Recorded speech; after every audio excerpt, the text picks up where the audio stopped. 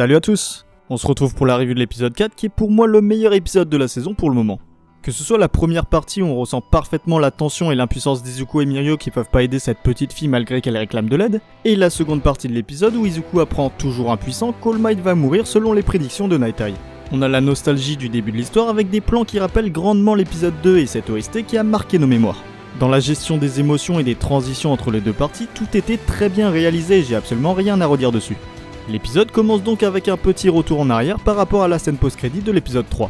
Izuku nous rappelle que c'est la première fois qu'il patrouille en ville puisque lors de son stage avec Grand Torino, il avait dû faire face à une attaque de Numu ainsi qu'au tueur de héros, ce qui lui a valu un petit traumatisme.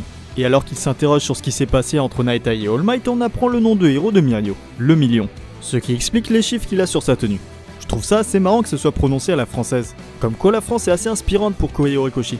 On rejoint ensuite la scène post-crédit de l'épisode 3 lorsqu'Eri essaye d'échapper à Overhaul et tombe sur Izuku et Mirio. Et Izuku comprend tout de suite à qui il a affaire. A partir de là, une tension palpable s'installe puisqu'il faut réagir bien et vite. Mirio comprend tout de suite qu'ils ne peuvent rien faire et qu'ils doivent continuer leur chemin en les laissant partir. C'est pour ça qu'il cache l'identité d'Izuku avec sa capuche. D'ailleurs, petit aparté juste comme ça, est-ce que vous pensez qu'Izuku gardera sa capuche lorsqu'il sera numéro 1 des héros? Parce qu'on va pas se le cacher, ça lui fait perdre toute sa crédibilité. Je sais pas vous, mais moi il me fait penser à un Pokémon.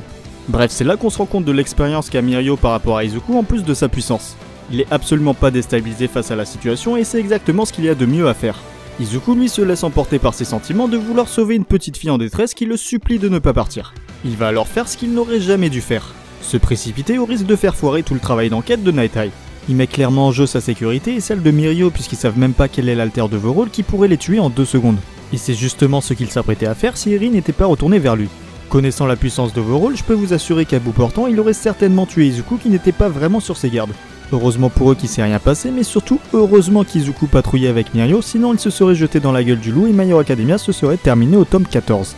Ils retournent donc faire leur rapport en expliquant que Kai Shizaki, le vrai nom d'Overhaul, a une fille prénommée Eri. Izuku s'en veut de ne pas l'avoir sauvée et pour une fois, Night Eye a raison de pointer du doigt son comportement. Il ne peut pas sauver tout le monde quand il veut. La réalité l'aurait rattrapé s'il avait tenté de faire quoi que ce soit. Même si on est dans un monde de super-héros, la volonté a des limites puisqu'elle ne suffit pas à sauver des vies. Jusque-là, Izuku a souvent eu de la chance d'être aidé, mais il aurait pu mourir à de nombreuses reprises en se laissant emporter par les émotions. Je pense notamment au sauvetage de Katsuki si All Might n'était pas intervenu. Night Eye lui rappelle qu'un seul homme était spécial au point de sauver qui il veut, et cet homme c'est évidemment All Might. Maintenant qu'il est à la retraite, les héros doivent se serrer les coudes pour régler ce genre de problème qui aurait pu être réglé seul avec All Might. C'est pourquoi Night Eye discute avec d'autres agences pour pouvoir travailler à plusieurs sur cette affaire. Et vous voyez peut-être le lien avec les autres élèves de la seconda qui sont partis en stage. On découvre ensuite une salle assez glauque où Overhaul emmène Eri. Et ça semble être un endroit où il lui fait faire des expériences, d'où le fait qu'elle ait des bandages un peu partout. Et alors qu'on apprend qu'elle est la pièce maîtresse de son plan, Tomura Shigaraki appelle Overhaul pour avoir un entretien avec lui. Un début d'entretien qu'on voit d'ailleurs une nouvelle fois dans une scène post-crédit où Tomura semble accepter une alliance avec les 8 préceptes sous certaines conditions. On arrive donc à la seconde partie de l'épisode avec Izuku qui se sent mal d'avoir laissé partir Eri et qui veut avoir en plus des réponses concernant la relation Night Eye All Might. Il va alors lui demander des explications pour savoir pourquoi il ne lui en a jamais parlé. Même si on s'en doutait, même si on était préparé depuis le début de l'histoire, je crois que personne n'était prêt à entendre cette terrible révélation. All Might va mourir dans 1 an selon les prédictions de Night Eye. Si lui et Night Eye ont arrêté de travailler ensemble, c'est parce qu'ils n'avaient pas la même vision du héros. Après son combat contre All for One, All Might a subi de très graves blessures mais voulait continuer à sauver des gens quitte à mourir. Alors que Night Eye lui voulait qu'il prenne sa retraite tant qu'il était une légende et qu'il passe le flambeau à Mirio. Et c'est évidemment impensable pour All Might d'arrêter d'être le symbole de la paix tant qu'il n'a pas de successeur et c'est ce qui a provoqué la fin de leur duo. Night Eye ne veut pas assister à la mort d'All Might et pense qu'en n'étant pas présent ça peut empêcher ses visions de se réaliser. Mais je rappelle que ses visions se sont jusque-là toutes réalisées, il est impossible de changer l'avenir qu'il a prédit et ça montre encore une fois la puissance de son alter. Night Eye pense qu'il est le seul à pouvoir changer ses visions. Il pense que personne ne peut changer son propre destin et ça c'est très important de le noter. Voilà pourquoi All Might n'a jamais voulu en parler à Izuku. Faut pas oublier qu'il est la personne à qui Izuku tient le plus avec sa mère, alors la révélation de sa mort est terrible d'autant qu'il peut absolument rien faire pour empêcher ça. All Might a accepté son destin et s'était préparé à mourir avec ses convictions. Il voulait continuer à sauver des gens jusqu'à son dernier souffle. Mais il a finalement rencontré Izuku, un gamin sans alter mais doté du même sens de la justice que lui. Et à force de rester à ses côtés, il a compris que son rôle n'était pas d'attendre la mort mais de la combattre. Il a fait une promesse à sa mère, celle de rester en vie pour veiller sur lui. Il va donc se battre contre son propre destin jusqu'à ce qu'il devienne le plus grand des héros.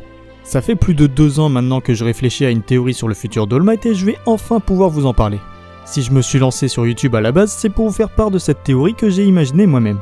Ce sera la vidéo la plus importante de la chaîne à mes yeux, alors j'ai hâte de pouvoir enfin la sortir. Selon vous, All Might peut-il réellement changer son destin par l'unique force de sa volonté? C'est ce que j'essayerai de démontrer dans cette vidéo. Bref, cet épisode était incroyable émotionnellement, certainement grâce à cette OST magnifique. All Might prouve encore une fois qu'il reste l'un des meilleurs personnages de My Hero Academia, si ce n'est le meilleur. J'espère vraiment qu'on aura un jour un arc sur son ascension jusqu'au symbole de la paix. Mais en attendant, il faut pas oublier que le centre de l'intrigue c'est Overhaul et qu'il y a d'autres problèmes à affronter. Les prochains épisodes se concentreront uniquement là-dessus et vous comprendrez complètement l'enjeu de l'arc. Quelles sont les conditions de l'alliance entre la Ligue des Vilains et les 8 préceptes? Quel est le plan d'Overhaul et pourquoi fait-il des expériences avec Eri? Que font Tsuyu, Eijiro et Ochako? Que des questions qui promettent un déroulement très intéressant pour la suite. Bref, voilà pour cette review de l'épisode 4, j'espère qu'elle vous a plu. Si c'est le cas, n'hésitez pas à mettre un pouce bleu et vous abonner si c'est pas encore fait. Comme d'habitude, vous pouvez aussi me suivre sur mon Twitter. Je parle de My Hero Academia mais aussi d'autres mangas. Je vous tiens aussi au courant de mes prochaines vidéos théorie et si vous avez des questions à me poser, je réponds quasiment toujours sur Twitter. Voilà, sur ce, je vous dis à la prochaine pour la review de l'épisode 5. Tchuss!